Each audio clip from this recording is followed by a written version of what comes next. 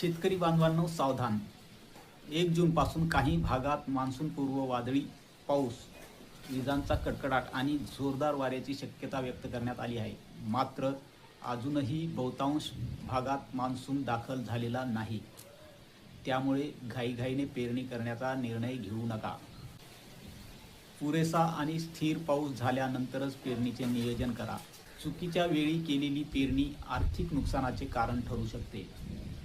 विजांचा कडकडाट सुरू असताना झाडाखाली, वीज खांबाजवळ किंवा विद्युत उपकरणांजवळ थांबणे बिलकुल टाळा.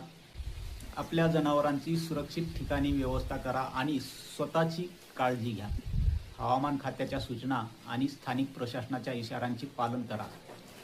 सावधानता हाच सुरक्षिततेचा मंत्र.